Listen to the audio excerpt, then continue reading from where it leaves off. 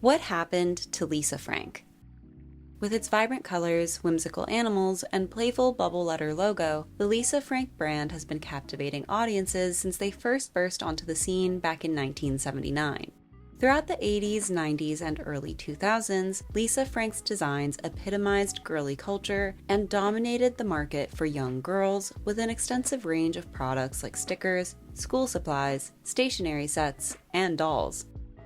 Although the multi-million-dollar company was on top for nearly 3 decades, the brand has since faded into a distant memory, leaving fans to wonder what happened to the magical world of Lisa Frank. Behind its colorful facade, not everything was sunshine and rainbows. With hiccups including back-and-forth lawsuits over ownership, toxic workplace allegations, and the eviction of a lesser-known artist to minimize competition, the Lisa Frank brand has had its fair share of challenges and controversies, something most aren't aware of. In today's video, we're going to be taking a look at the creation of Lisa Frank, the brand's up and downs, and their recent attempts at a comeback. Let's get into it. Before Lisa Frank Incorporated, there was Lisa Frank herself. Born and raised in the affluent suburb of Bloomfield Hills, Michigan, Lisa discovered her passion for art at an early age. Creativity ran in the Frank family, with her mother making pottery and her father collecting art when he wasn't busy running the family's automobile business. With their support, her creative instincts flourished, with her father even introducing her to pop artists like Peter Max, whose psychedelic style had a profound effect on Lisa's own work. When asked about her childhood, she recalled, quote, "I was totally a girly girl. I loved to do artwork, I loved to do anything girly," something that was reflected in her whimsical designs and use of vibrant colors, an aesthetic that would eventually become synonymous with the Lisa Frank brand.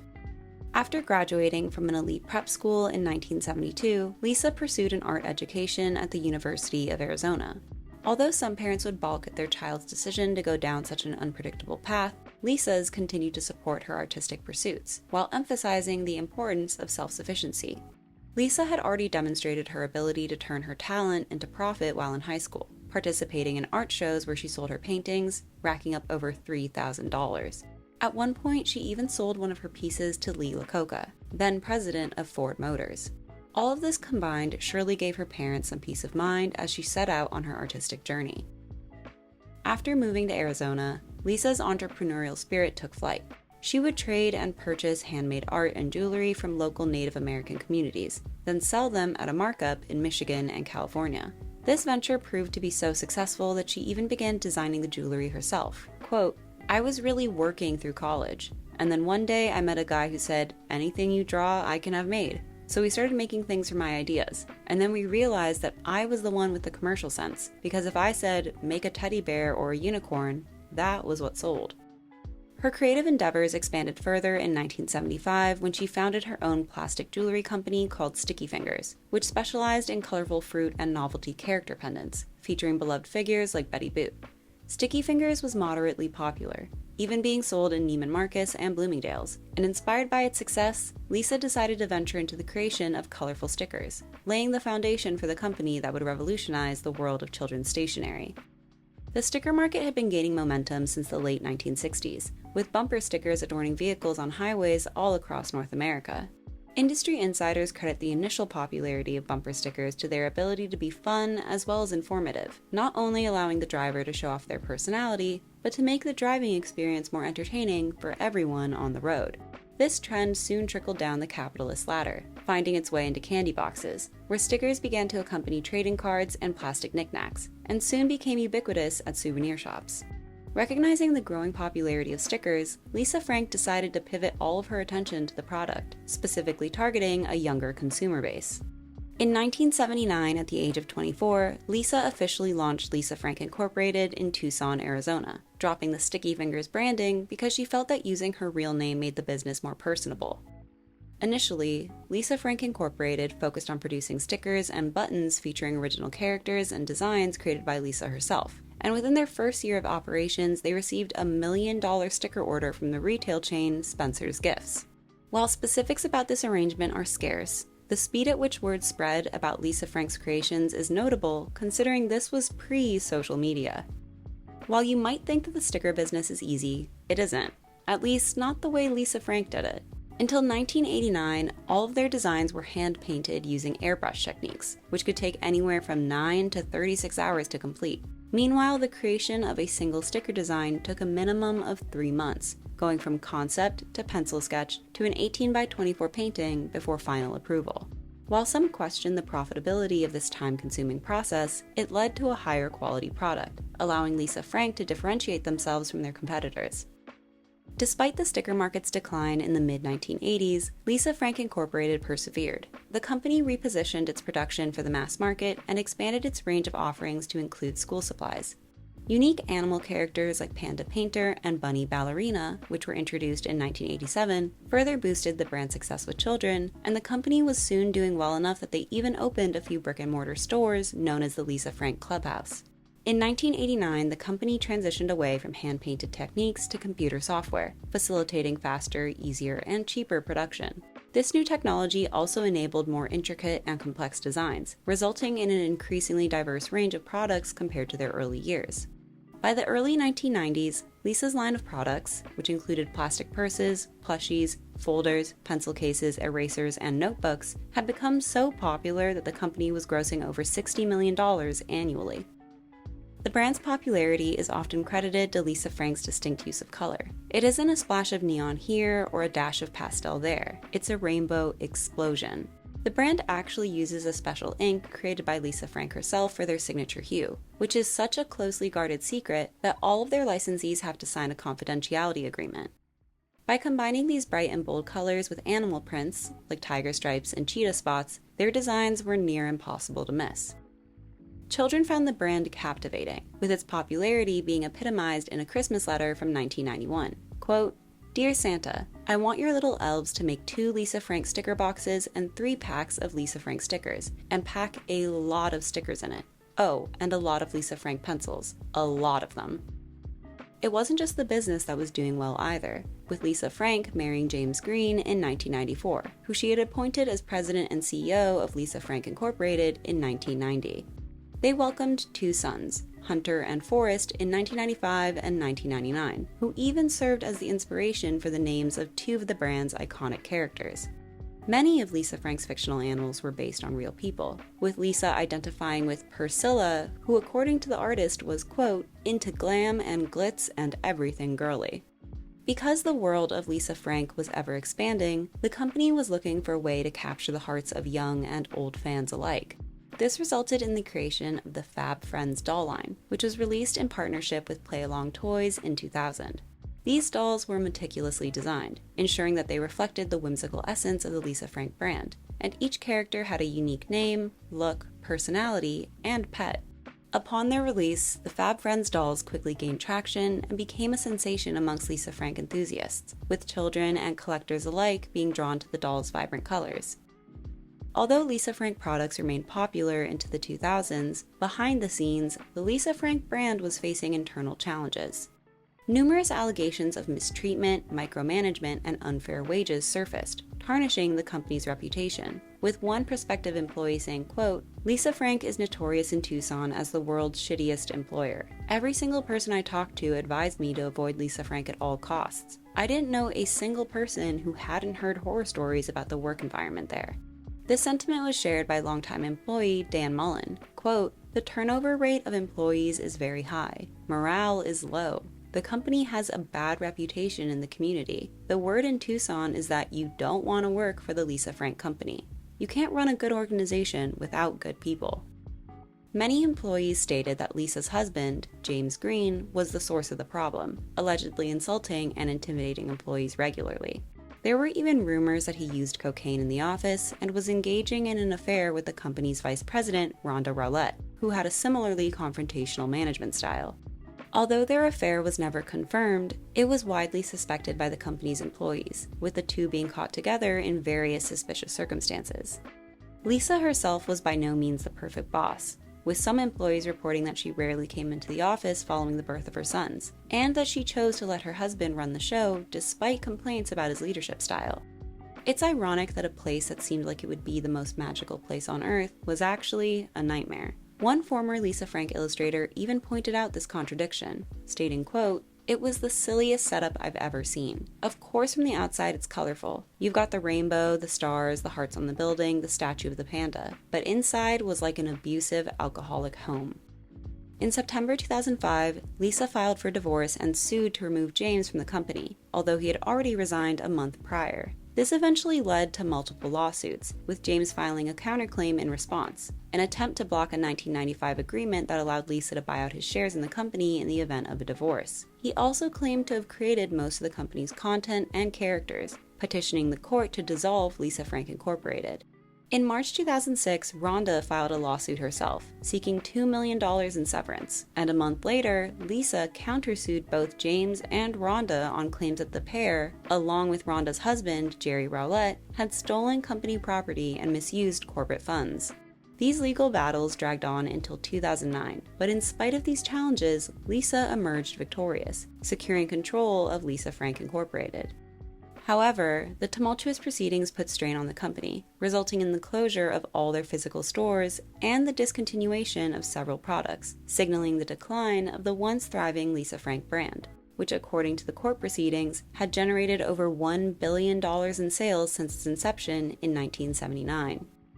Following these scandals, Lisa Frank became even more reclusive and secretive, avoiding interviews and anything that attracted media attention. And on the rare occasions that she did grant an interview, she made a peculiar request. They couldn't show her face.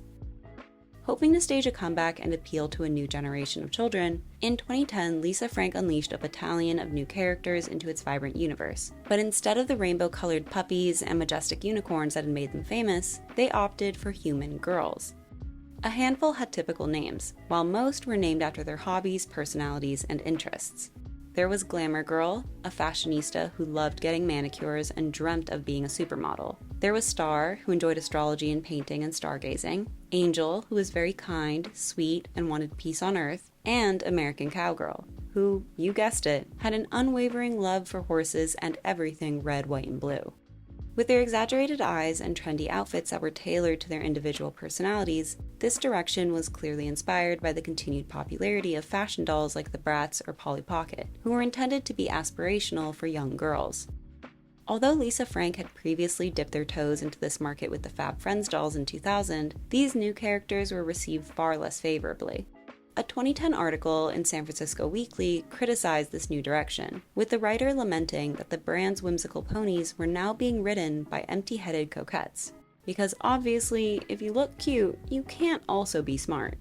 Other publications had similar concerns, with Jezebel publishing an article that said, quote, "If the original Lisa Frank was a cotton candy LSD trip for young, dreamy, unicorn-loving girls, the new Lisa Frank is a juvenile handout on how to dress like you're appearing on a psychedelic version of Rock of Love. Why are there angels in nightgowns giving sexy looks? Why is everyone's head 90 times bigger than the rest of their body? Why are all of these girls, presumably children or tweens, wearing high heels? Lisa Frank is supposed to be tacky, not trashy, you know? It's supposed to be about make-believe, unicorns and rainbows and dolphins flying together in the sky. It's not supposed to look like a decal that you'd see on the back of some douchey guy's car." But let's get one thing straight. The new characters were never intended to be sexy. Adults just couldn't wrap their heads around the fact that their beloved childhood brand was evolving with the times, and they projected their own biases and insecurities onto these imaginary characters. In addition to introducing new characters, Lisa Frank decided to conquer the fashion world in 2011, with the brand launching a clothing line which included baseball caps, t-shirts, sweatshirts, and denim skirts. This line catered to both kids and adults, an acknowledgement of their 30-year legacy. Because times were changing, Lisa Frank produced little stationery during this time period, but they found other ways to use this era to their advantage. In 2012, the company released not one, but 2 iPhone apps. One that allowed users to add Lisa Frank clip art to their photos, and another that offered a coloring book experience with Lisa Frank themed pages. They were embracing technology one unicorn at a time. They joined forces with Urban Outfitters that same year to release a limited edition vintage line. It was a celebration of all things 90s nostalgia, tapping into the hearts of those who longed for the days of dancing bunnies, painting pandas, and rainbow-tailed unicorns. Lisa Frank enthusiasts rejoiced as they got their hands on stickers, stationery, t-shirts, and folders that had been tucked away in Lisa's secret stash. But the collaboration wasn't without criticism, with fans expressing disappointment in the lack of inclusive sizing. Lisa Frank also made an appearance in high fashion, with designer Jeremy Scott featuring the brand's iconic stickers and illustrations in his 2012 fall runway show. Considering Jeremy Scott's affinity for wacky patterns, bold colors, and juvenile iconography, he was a perfect match for the Lisa Frank aesthetic. Even with all of this press and buzzworthy projects, Lisa Frank was still struggling, and their products, which had once dominated back-to-school aisles across the United States, became difficult to find. Financially, they were nowhere near their glory days, with annual revenue in 2012 being a mere fraction of what it used to be at only $2.3 million. By 2013, the Lisa Frank headquarters in Tucson had slowly and silently dwindled into nothingness, with their 500 staff members being reduced to 6. Nevertheless, the Lisa Frank collaborations continued, with the brand partnering with Reebok in 2017 on 2 pairs of sneakers, which were only given to the winners of a giveaway. That same year, it was also announced that a movie based on the psychedelic world and its colorful characters was in development, with Lisa saying, quote, "I've always wanted to do a feature film that brings the world of Lisa Frank to life. We have so much backstory on our characters, and they've been alive in my imagination since the beginning. However, in the 5 years since, we've heard little else about the planned live-action animation hybrid film. Although, with the Barbie movie raking in over $1 billion, maybe that'll change." In October 2019, the exciting news broke that Hotels.com had teamed up with none other than Lisa Frank herself to create the fabulous Lisa Frank flat.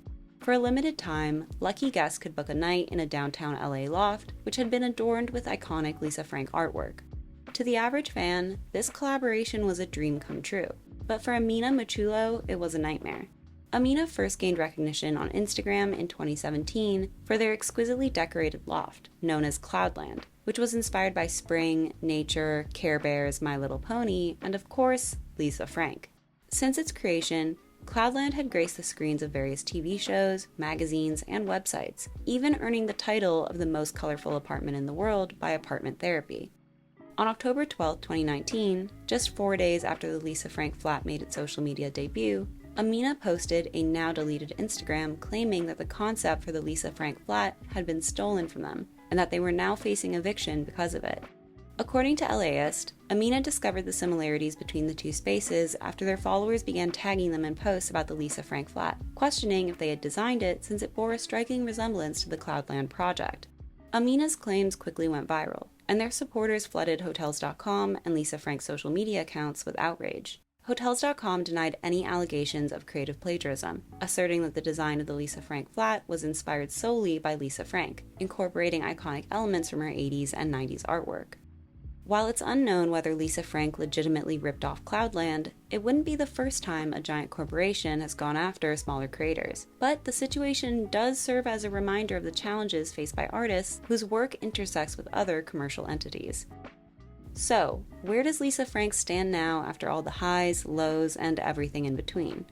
Well, the brand is still going strong with a variety of surprising collaborations, partnerships, and products. This included an eyeshadow palette with Morphe, unicorn sugar cookie dough with Pillsbury, some incredibly colorful Crocs, backpacks with Loungefly, and Lisa Frank-themed Friends merchandise. Talk about an unexpected crossover.